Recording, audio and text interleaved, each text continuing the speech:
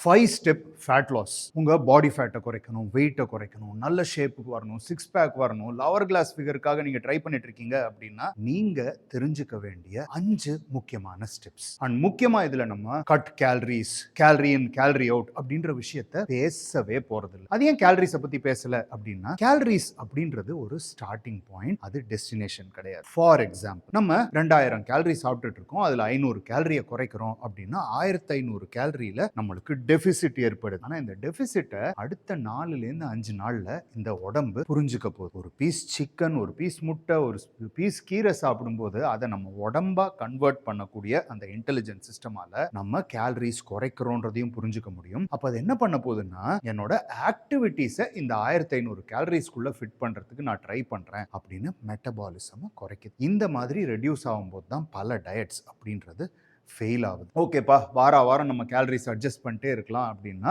Going to 0 calorie is not the solution. நிறைய athletes measure பண்ணி சாப்பிடுவாங்க, திரும்ப திரும்ப அதே உணவை சாப்பிடுவாங்க, ஆனா அவங்கள்ட்ட எக்ஸசிவ் கேலரி ரிடக்ஷன் அப்படின்றது பார்க்க மாட்டீங்க. ஃபார் எக்ஸாம்பிள், பாடி பில்டர்ஸ் கடைசி வாரம் கண்டிஷனிங் போறதை தவிர மற்ற எல்லா டைமுமே பார்த்தீங்கன்னா 80 kg body builder 200 to 250 gram protein சாப்பிடுவார். கரெக்டா? அதே மாதிரி கார்போஹைட்ரேட்ஸும் ஒர்க் அவுட்டுக்கு முன்னாடி நிறைய சாப்பிடுவார், ஆனா அவருக்கு ஃபேட் குறைஞ்சிக்கிட்டே வரும். காரணம் என்ன? It is not always directly equal to calories in and calories out. Calorie reduce பண்ணா உடம்பு நிறைய எனர்ஜியை பர்ன் பண்ணும் அப்படின்றது ஆன் பேப்பர் கரெக்ட், ஆனா அது ரொம்ப சீக்கிரமே முடிஞ்சிருது. அப்படின்றதுனால சஸ்டெயினபிள் ஹேபிட்ஸ் உங்களோட லைஃப்ல கொண்டு வரணும். இந்த ஹேபிட்ஸை ஃபர்ஸ்ட் செக்லிஸ்டா வச்சுட்டு அதுக்கப்புறம் நீங்க கேலரிஸோட விளையாடுனீங்கன்னா உங்க ரிசல்ட்ஸ் சூப்பரா. சரியா? So step number 1, fibre is your king. எந்த வாட்டி நீங்க உணவு உண்றாலும் சரி, போஸ்ட் ஒர்க் அவுட் மீலை தவிர முதல்ல ஃபைபர் அப்படின்றத சாப்பிடுங்க. இந்த ஃபைபர்னால என்ன பெனிஃபிட் அப்படின்றத பார்ப்போமே. ஸோ கொஞ்சம் காய்கறியோ கீரையோ ஏதோ ஒன்று சாப்பிட்றோம் அப்படின்னா இதனால பலவிதமான பெனிஃபிட். ஒன்று, நிறைய கேலரி டென்ஸ் ஃபுட் சாப்பிட்றதுக்கு முன்னாடி இதில் கேலரி கன்சம்ஷன்றது லோவாக இருக்க போது, அண்ட் நிறைய வால்யூம் இருக்குது, ஸோ வயிறு ரொம்பிடுது அப்படின்றது ஒரு அட்வான்டேஜ். ஆனா அதை தாண்டி இன்னொரு அட்வான்டேஜ் என்ன? இந்த ஃபைபரை முதல்ல சாப்பிட்டதுக்கு அப்புறமா வேற எந்த உணவு நீங்க சாப்பிட்டாலும், ஓகே, எந்த உணவு சாப்பிட்டாலும் உங்களுக்கு அந்த இன்சுலின் ஸ்பைக் அப்படின்றது இருக்க போறது இல்ல. ஃபுட்டோட அப்சார்ப்ஷன் ஸ்லோவா நடக்க போகுது. இதுல என்ன அட்வான்டேஜ் அப்படின்னா, எப்போ ஒருவரோட இன்சுலின் ஸ்பைக் இருக்கிறதோ அப்போ ஃபேட் லாஸ் நடக்காது. ஏன்னா insulin is a storage hormone. ஸ்டோரேஜும் பர்னிங்கும் ஒரே சமயத்தில் நடக்காது. ஸோ இன்சுலின் எப்பப்பெல்லாம் ஸ்பைக் ஆகுதோ அப்போ உங்க ஃபேட் லாஸ்ன்றது தடைப்படுகிறது. ஆனால் ஒரு மீல்லையும் முதல்ல நம்ம ஃபைபர் ஒரு 5 to 7 கிராம் சாப்பிட்டுட்டோம், அப்போ அந்த மீல்லேருந்து வரக்கூடிய ஸ்பைக் அப்படின்றது கம்மியாகுது. ஸோ உங்க ஃபேட் லாஸ் ஜேர்னி ரொம்ப சீராக நடக்க போகுது. ஸோ ஞாபகம் வச்சுக்கோங்க. Step number 2, prioritise protein. என்னோட எல்லா வீடியோலையும் பார்த்தீங்கன்னா இது ஒரு விஷயம் சொல்லியிருப்பேன், பட் இது இல்லாம டயட் அப்படின்றது கிடையாது. மசில் புரோட்டீன் சிந்தசிஸ் அப்படின்னு சொல்லுவோம். உங்களோட மசிலை ரிப்பேர் பண்ணணும்னாலும் சரி, புது மசில் டிஷ்யூ ஜென்ரேட் பண்ணும் அப்படின்னாலும் சரி, உங்களுக்கு இந்த மசில் புரோட்டீன் சிந்தசிஸ்ன்றது நடக்கணும். உங்க பாடியில அது ஸ்விட்ச் ஆன் ஆகும். தேவையான அளவு புரோட்டீன் நீங்க சாப்பிடல, உங்க மசில்ஸோட ரிப்பேர் சரியா நடக்காது, அண்ட் உங்களோட ரிகவரி சரியா நடக்காது. மசில் ரிப்பேர் ஒழுங்காக நடக்கலை, நீங்கள் எவ்வளவு சூப்பரான ஒர்க் அவுட் செஞ்சாலும் அந்த ஒர்க் அவுட்டோட ஃபுல் பெனிஃபிட் கிடைக்க போகிறது இல்லை. உங்களோட வெயிட் லாஸ் அப்படின்றது மசில்ஸ்லேருந்து ஸ்டார்ட் ஆக போகுது. நல்ல ப்ரோட்டீன் சாப்பிடும்போது உங்களோட ரிகவரி வேகமாக இருக்கிறதுனால உங்களோட ஒர்க் அவுட்ஸ் இன்னும் எஃபிஷியண்ட்டாக நடந்துக்கிட்டே இருக்க போகுது. ஸ்டார்டிங் பாயிண்ட் எல்லாருக்குமே ரொம்ப கம்மியாக ப்ரோட்டீன் சாப்பிட்டுருப்போம். எடுத்த உடனே ஓகே ஒரு கேஜிக்கு 2 கிராம் அப்படின்றது சாத்தியம் இல்லை. ஒரு நாளைக்கு 3 to 4 வாட்டியாவது ஒரு 30 கிராமாவது ப்ரோட்டீன் ஒரு மீலுக்கு கொண்டு வரத்துக்கு ட்ரை பண்ணுங்க. அந்த 30 கிராம் ஒரு 4 மீலில் வந்ததுக்கு அப்புறமா உங்கள் பாடி வெயிட்டுக்கு ஏற்ற மாதிரி try to add meals or இருக்கிற மீல்ஸில் ப்ரோட்டீனை ஆட் பண்ணுங்க. ஓகேவா? 3வது ஸ்டெப், மூவ்.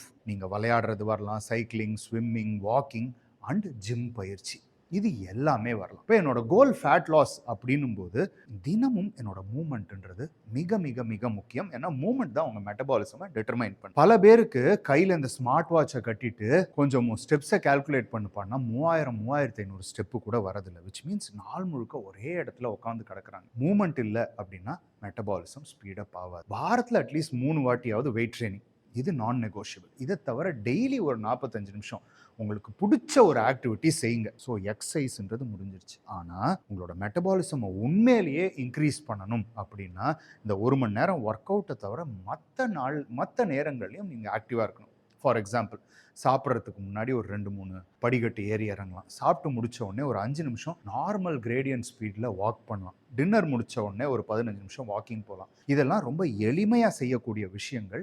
மெட்டபாலிசமை நல்லா பூஸ்ட் பண்ணிடுறோம். அண்ட் முக்கியமான விஷயம் என்ன அப்படின்னா, இந்த கேலரி ரிடக்ஷன் அப்படின்னு சொல்லிட்டு உணவை குறைச்சிக்கிட்டே போகும்போது பசி அண்ட் சாப்பிடுவதற்கான வெறி ஜாஸ்தியாகும். அந்த மாதிரி ஒரு சுச்சுவேஷனில் மாட்டிக்கவே மாட்டீங்க. ஸ்டெப் நம்பர் 4, எவ்வளவுதான் நல்லா ஒர்க் அவுட் பண்ணி எவ்வளவுதான் நல்லா டயட் சாப்பிட்டீங்க அப்படின்னாலும் பல பேர் இன்னைக்கு கோட்டை விடுற இடம் ஸ்லீப். ஒரு 6லேருந்து 8 மணி நேரம் உறக்கம், ஆழ்ந்த உறக்கம் இல்லை, உங்களோட எந்த ஹார்மோனுமே சரியான நிலையில் இருக்காது. அந்த சரியான நிலையில் இல்லை அப்படின்னா உங்கள் மெட்டபாலிசம் சஃபர் ஆகும், உங்களோட ஸ்ட்ரெஸ் லெவல் ஜாஸ்தியாகும். ஸ்ட்ரெஸ் ஜாஸ்தியாச்சு அப்படின்னா தான் பல உடல் உபாதைகளுக்கு நீங்கள் வழிவகுக்கிறீங்க. அண்ட் முக்கியமாக ஃபேட் லாஸ் ஸ்ட்ரெஸ்ஸில் நடக்கவே நடக்காது. ஸோ உறக்கம் மிக மிக மிக முக்கியம். ஸோ ஸ்டெப் நம்பர் 1, தினமும் ஒரு மீலுக்கு முன்னாடியும் ஃபைபர். ஸ்டெப் நம்பர் 2, அட்லீஸ்ட் 4 மீல்லையாவது 30 gram protein. Step number 3, movement, தினமும் 1 மணி நேரம் உடற்பயிற்சி. ஸ்டெப் நம்பர் 4, உறக்கம். ஸ்டெப் நம்பர் 5, இதுதான் கிங் ஆஃப் எவ்ரிதிங். பல பேர் இந்த 4 ஸ்டெப்பை ஃபாலோ பண்ணுவாங்க. ஓகே, ஃப்ரெண்டோட மேரேஜ் வருது, ஃப்ரெண்ட் வீட்டில் ஒரு ஃபங்க்ஷன் வருது, குடும்பத்தில் ஒரு மேரேஜ் வருது அப்படின்னுட்டு அங்கே ஒரு 4 நாள் போனாங்கன்னா அதுக்கப்புறமா திரும்ப ரீஸ்டார்ட் மோடில் போய் உட்கார போகிறாங்க. அந்த மாதிரி ரீஸ்டார்ட் மோடுக்கு போகாமல் ரிப்பீட் மோடில் போகிறதுக்கான வழி. இப்போ நான் உங்களுக்கு calorie reduction, calorie counting, portion control அப்படின்னு எந்த விஷயத்தையுமே பேசலை. ஓகேவா? தோ இது எல்லாமே நீங்கள் ஆட் பண்ணிங்கன்னா சூப்பராக இருக்க போகுது. ஆனால் இப்போ நம்ம முக்கியமான 5 ஸ்டெப்புன்னு பார்க்கும்போது இந்த 5வது ஸ்டெப் தான் முக்கியம். நம்ம ட்ராவல் பண்ணாலும் சரி, ஃபங்க்ஷன் போனாலும் சரி, இந்த 4 ரூல் நம்ம போட்டிருக்கோம் இல்லையா? எந்த காரணத்துக்காகவும் விட்டு கொடுக்காம இருந்தீங்கன்னா வெளியூருக்கு போனாலும் சரி, ஃபங்க்ஷனுக்கு போனாலும் சரி, உங்களோட டேமேஜ்ன்றது பெரிய லெவலில் இருக்காது. அண்ட் மூமெண்ட்டுன்றதை விடாமல் நீங்கள் இருக்கும்போது உங்கள் பாடி லேகிங்கும் ஆக போகிறதில்ல. ஓகேப்பா, 4 நாள் ஃபங்க்ஷனாக, அந்த 4 நாள் கொஞ்சம் வாக்கிங் பண்ணிட்டோம், ரூமில் புஷ்அப் எடுத்துட்டோம், திரும்ப ஊருக்கு வந்தோடனே அடுத்த நாள் ஒர்க் அவுட்டை ஸ்டார்ட் பண்ணிட்டீங்க, உங்களோட ரெகுலர் டயட்டுக்கு வந்துட்டீங்கன்னா உங்களோட ரிசல்ட்ஸ் அப்படியே திரும்ப துவங்க போகுது. ஸோ இந்த 5 ஸ்டெப் ப்ராசஸ்